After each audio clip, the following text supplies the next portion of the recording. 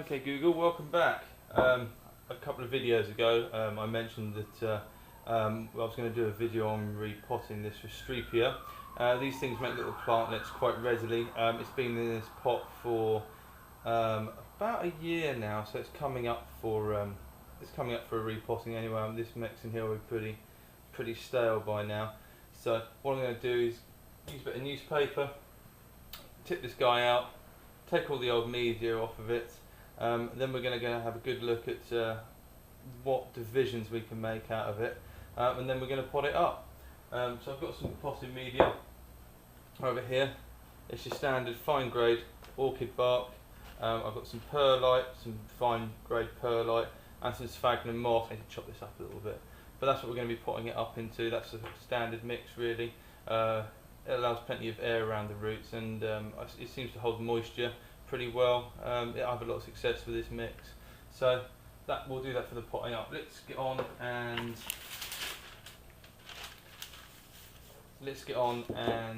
repot this guy. So let's tip him out first of all.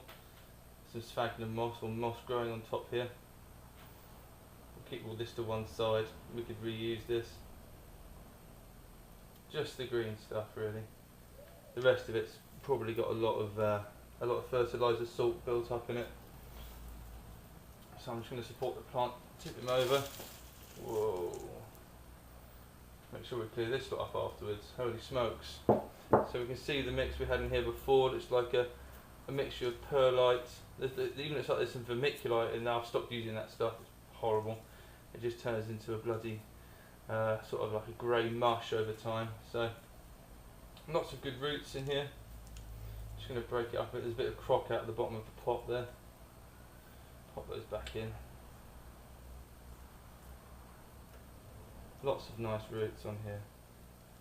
I can already see some likely candidates for division here.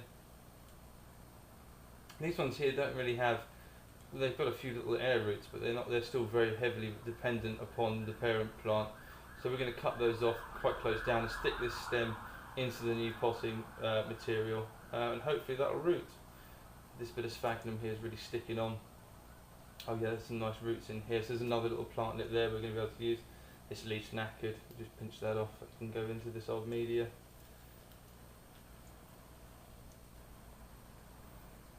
We've got a real cluster of old potting media and roots in here. So what I'm going to do is I'm going to turn the camera off now, whip this outside, and quickly wash this off with the hose just to get rid of these last little bits, and then I'll come back and we'll carry on. Okay, so welcome back. I didn't notice whilst I was tipping the old potting media out, but this guy fell off, so there's one division done already straight away. Oh, before I forget as well, this is Restrepia guttulata.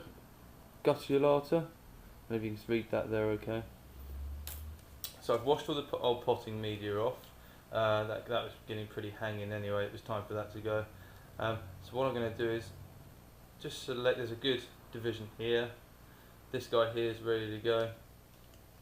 I think there's possibly another one in here. So what I'm going to do is basically go and sterilise a pair of these snips, and then we're going to come back and I'll nip some of these plantlets off. Okay, so that's these sterilised. I just do them under the hob, just pass them over the flame a few times. It's usually more than enough. So I'm going to cut that guy just there. Be careful of that root. This guy's already got some roots on him. These are just old flower spikes. I'm going to cut these off now. Get them out of the way. There's another old flower spike just here. Snip him off and get rid of him. A couple more at the front. These guys are really profuse flowers. They flower all the time for me. The blooms don't last very long, but they're very interesting. They look like a little insect. That's what most people say. But I should get some more really, because they're really easy to grow and very pretty. Right, so that's one there. There's another likely division here. Just going to cut down quite close to the parent plant, like that. He's got a root ready to go here on him. I'll just nip off any of these old flower spikes just to make it look a bit tidier. There we go. So we've got 3 out of that so far. And you can see these just produces kikis all the time. There's some here and some here. I think we'll take them off as well. So we're gonna end up with quite a few plants here. Another way of propagating these is simply to take off a leaf, a big mature leaf like one this sort of size, and just pop that straight into some wet sphagnum moss, and they'll actually grow from that. So there we go. Let's put the parent plant over here. We've got one little plantlet. There's another little flower spike there. I'll just nip him off. There we go. Get rid of him. Don't need those little bits going back in.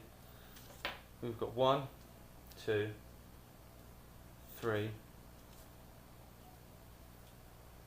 4. I think that's 4. Yeah, we'll pot him up as 1. 5. Right.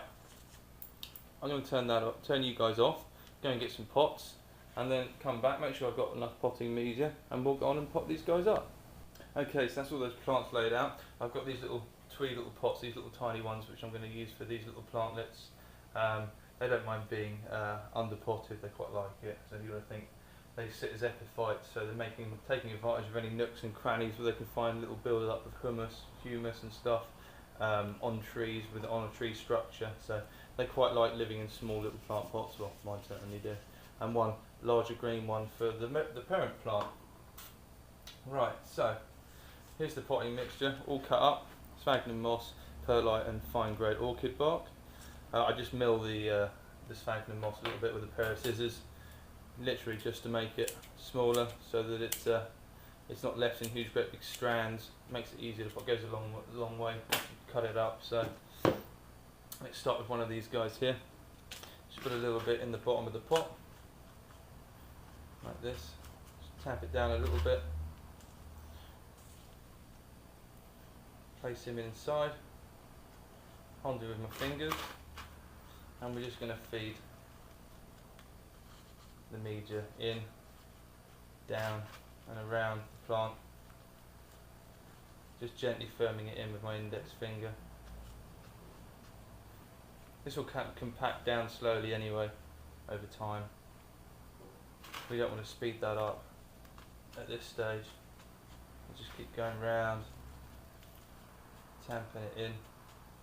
A good trick I find, he's pretty low in the pot right now, so what I'm going to do is I'm just going to pop a little bit more in there, tamp it in.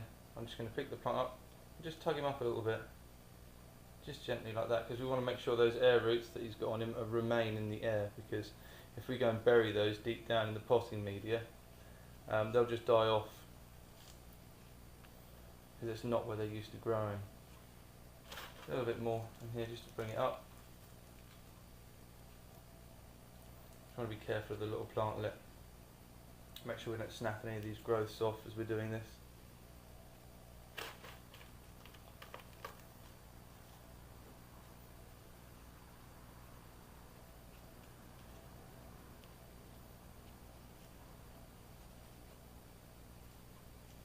Now this guy's got a couple of new leaves here anyway, so he should be nice and happy. A little bit more just over this side, just to even him up.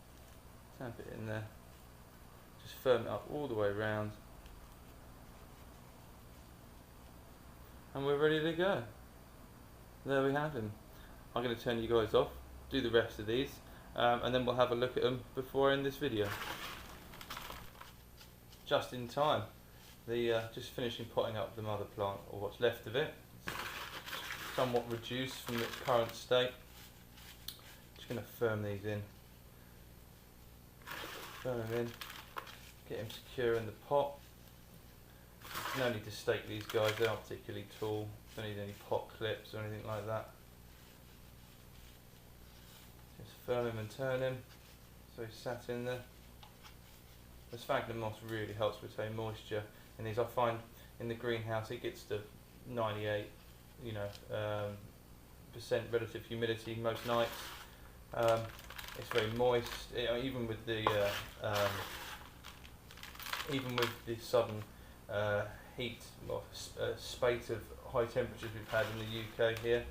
I'm probably only watering once every other day, once every 3 days. Just with the watering can from the water butt, just go around and wash them all individually. So here they all are. So from that mother plant, we've got 5 little plants that are all potted up and ready to go now. So that's how I propagate from these, taking these little kikis, these little side shoots off, and just potting them up. I'll go and take these to the greenhouse now, give them a good watering in, label them, because obviously it's very important to remember when we potted them.